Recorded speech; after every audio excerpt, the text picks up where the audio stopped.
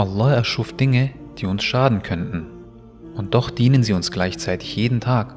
Wasser, Feuer, Luft, Eisen. Wir leben, weil Allah sie uns gibt und zügelt. Doch denken wir daran?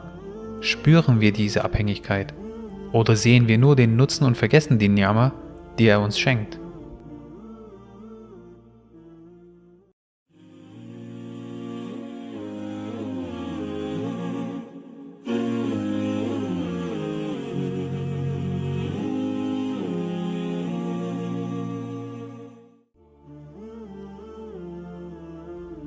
Bismillah, wassalatu wassalamu ala Rasulillah. Der Koran, das Buch der Bücher, der Wegweiser des Menschen, besteht nicht nur aus Regeln, Geschichten oder dem Tawhid, sondern auch aus Vergleichen und Lehren. Eine dieser zahlreichen Lehren wird uns in Sura 56, Al-Waqiyah, das Ereignis, gezeigt. Allah sagt in den Versen 68 bis 70: Seht ihr das Wasser, das ihr trinkt? Habt ihr es herabkommen lassen aus den Wolken, oder sind wir es, die es herabsenden? Wenn wir wollten, würden wir es bitter machen. Warum also seid ihr nicht dankbar? Diese Worte sind eine direkte, unbequeme Frage an unser Herz. Wem schreiben wir zu, was wir trinken? Unserer Arbeit und unserem Tun oder dem Schöpfer der Wolken? Ibn Kathir erklärte: Allah lenkt unseren Blick auf eine Gnade, ohne die kein Leben existieren kann, und zwar Wasser. Der Mensch hat keinen Anteil an seiner Schöpfung. Wir sehen nur den Regen fallen, doch nicht die unzähligen Schritte davor. Das Verdunsten, das Steigen in die Wolken, das Abkühlen, das präzise Niedergehen an genau dem Ort, der es braucht. As-Sa'id betont: Allah könnte das Wasser jederzeit ungenießbar machen, salzig wie Meereswasser oder bitter. Wir wären machtlos, es zu ändern. Diese Möglichkeit zeigt, dass Genuss und Sicherheit allein bei Allah liegen. Der islamische Theologe Maududi nennt Wasser das Bindeglied des Lebenskreislaufs. Pflanzen, Tiere, Menschen, alles hängt daran. Der Vers endet bewusst mit einer Frage: Warum dankt ihr nicht? Nicht als bloße Feststellung, sondern als Anklage gegen die Gleichgültigkeit. Allah will, dass wir sehen. Das Glas in unserer Hand ist nicht selbstverständlich, es ist ein tägliches Wunder. Undankbarkeit hier ist nicht nur fehlendes Benehmen, es ist Blindheit gegenüber einem Zeichen, das direkt in unseren Händen gelegt wird. Wenn Allah uns also fragt: Warum dankt ihr nicht? Dann will er, dass wir tiefer blicken, nicht nur auf das fertige Wasser im Glas, sondern auf den Weg, den es geht, bevor wir es trinken, ein Weg, den er allein steuert. Heute kennen wir den Kreislauf: Die Sonne erwärmt Meere, Flüsse, Seen, Wasser verdunstet, steigt als unsichtbarer Dampf auf, sammelt sich in Wolken. Wenn die Wolken gesättigt sind, regnet es. Das Wasser sickert in den Boden, speist Quellen und Flüsse, erreicht Felder und Städte. Doch der Koran sprach schon vor 1400 Jahren darüber. Allah ist es, der Winde sendet, so dass die Wolken auftreiben. Dann führen wir sie zu einem toten Land und beleben damit die Erde. In Surah Ar-Rum. Der Wasserkreislauf ist nicht nur Physik, er ist Präzision. Zu viel Regen ergibt Flut, zu wenig führt zur Dürre. Nur Allah hält das Gleichgewicht. Kein Mensch kann garantieren, dass im nächsten Jahr genug Regen fällt. Wenn wir diesen Prozess verstehen, wächst nicht nur Wissen, sondern Ehrfurcht. Denn hinter jedem Tropfen steht ein göttlicher Befehl. Wasser ist nicht nur eine irdische Notwendigkeit. Es ist in unseren Geschichten ein Zeichen von Allahs Nähe und Fürsorge. Denke an Hajar, die Frau vom großen Propheten Ibrahim a.s., die verzweifelt zwischen Safa und Marwa lief, bis Allah durch den Engel das Zamzam-Wasser hervorbrachte. Eine unvergleichbare Quelle, die bis heute fließt. Denke an Musa a.s., der in der Fremde an einen Brunnen kam und dort eine Familie fand, die ihn aufnehmen sollte. Selbst unser geliebter Prophet Muhammad s.a.w. sprach Bittgebete, wenn er trank. Dank Allah für den klaren, süßen Trunk, den er auch bitter und salzig hätte machen können. Und im Jenseits verspricht er uns den Haud al-Kawthar, ein Wasser, nach dem wir nie wieder dursten werden. Wasser erinnert uns daran, dass Allah uns im Diesseits versorgt und im Jenseits in vollkommener Form beschenken wird. Wasser ist Leben, es stillt Durst, nährt Pflanzen, hält Körper und Umwelt rein. In der Landwirtschaft bringt es Ernten hervor, in der Industrie treibt es Maschinen an, in der Medizin ist es Grundlage für Hygiene. Selbst Strom können wir aus Wasser gewinnen. Doch das gleiche Wasser kann Tod bringen. Überschwemmung zerstört Städte, Tsunamis reißen ganze Küsten weg, Sturzfluten begraben Dörfer, als ob es sie nie gegeben hat. Wasser löscht Feuer, aber es kann auch alles ersticken, was atmet. Diese Doppeltnatur erinnert uns an eine Wahrheit. Alles, was Allah erschafft, trägt Potenzial für Nutzung und Prüfung. Wenn wir es dankbar und maßvoll nutzen, wird es zu einer Gnade. Missbrauchen wir es oder vergessen wir den Geber, kann es zur Strafe werden. Der Prophet Isa a.s.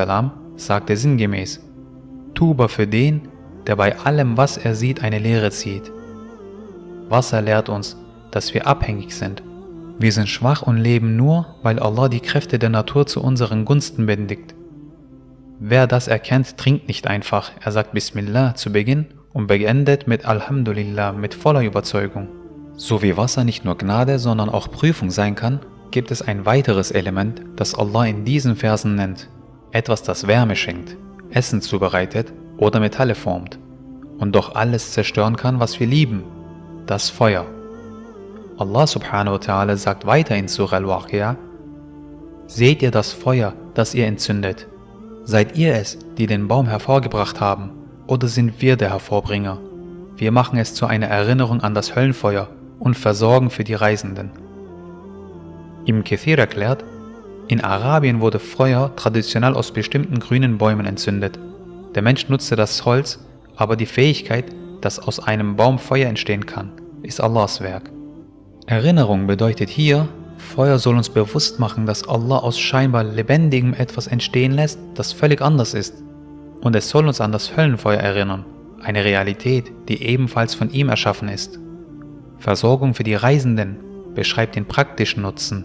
In einsamen Wüsten, in dunklen Nächten war Feuer Schutz, Wärme und Signal für andere. Feuer entsteht durch eine chemische Reaktion, Verbrennung, bei der Wärme und Licht freigesetzt werden. Es braucht Brennstoff, Sauerstoff und eine Zündquelle. Diese drei Bedingungen sind wie Schlüssel in Allahs Hand. Entfernt er eine, erlischt das Feuer. Feuer ist eine der ältesten Entdeckungen der Menschheit. Es war der Wendepunkt für Zivilisationen. Kochen, Schmieden, Wärme in kalten Wintern. Ohne Feuer wären viele Technologien unmöglich. Nichtsdestotrotz, wenn Allah will, wird aus einem wärmenden Licht ein verheerender Brand. Der gleiche Funke, der Brot backt, kann Häuser und Wälder vernichten. Feuer wärmt, kocht, sterilisiert Wasser, formt Metalle oder gibt Licht in der Dunkelheit. Es ist Energiequelle in Öfen, Kraftwerken oder auch in Motoren. Aber Feuer kann auch vernichten. Brände zerstören Städte, Explosionen beenden Leben in Sekunden. Kriege werden durch Feuerwaffen geführt.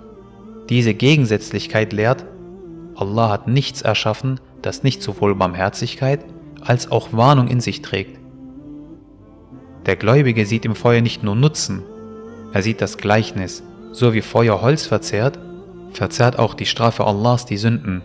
Und so wie ein kleines Feuer wächst, wenn man es nährt, wächst auch das Böse, wenn man es nicht stoppt. Wer darüber nachdenkt, sagt nicht nur Subhanallah, er lebt vorsichtiger und dankbarer.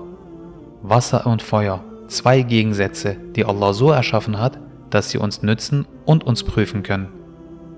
Aber sie sind nicht die einzigen Zeichen. Wenn wir mit offenen Augen schauen, ist die ganze Welt voller Beispiele, die uns dasselbe lehren. Denk an die Luft. Wir atmen sie jede Sekunde. Sauerstoff erhält uns am Leben. Doch im Übermaß ist es tödlich. Ein Gas, unsichtbar, geruchlos. Und ohne Allahs Balance ersticken wir oder verbrennen. Denk an Eisen.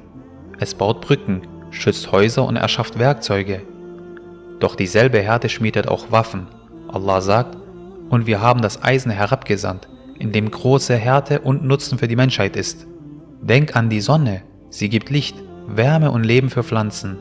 Aber wenn sie zu nah wäre oder ihre Hitze ungebremst, kein Leben wäre möglich.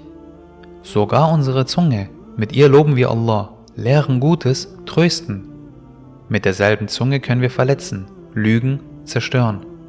Diese Dinge sind wie ein Spiegel, sie zeigen uns die doppelte Natur der Schöpfung. Alles, was Allah gibt, ist entweder ein Werkzeug der Barmherzigkeit oder ein Mittel zur Prüfung. Es hängt an unserer Dankbarkeit, Achtsamkeit und Gehorsamkeit, welchen Weg es nimmt. Wer es erkennt, kann nicht gleichgültig bleiben, erstaunt und sagt Subhanallah. Allah hat nicht das schlechte und das schädliche Mittel erschaffen, sondern wir ziehen den schlechten Nutzen daraus. Diesen Überblick sollen wir als Gläubige nicht verlieren. Nichts ist zufällig, nichts ist nur Natur. Jede Wolke, jeder Funke, jeder Atemzug ist eine Botschaft, woraus wir Lehren ziehen können. Die Gefahr ist, dass wir uns an die Gaben gewöhnen. In einem Land mit ständigem Wasserhahn denkt man selten daran, wie es wäre, wenn nichts käme.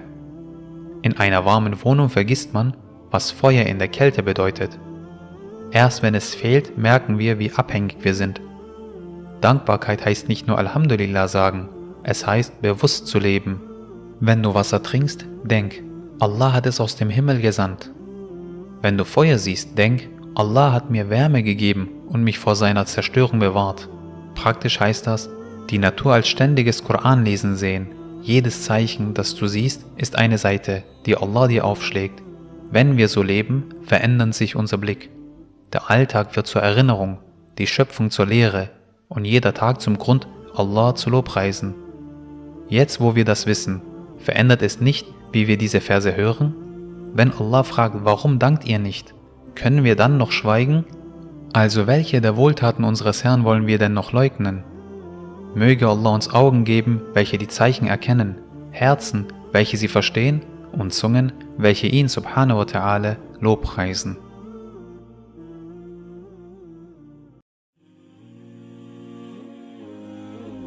Manche Wege geht man nicht allein.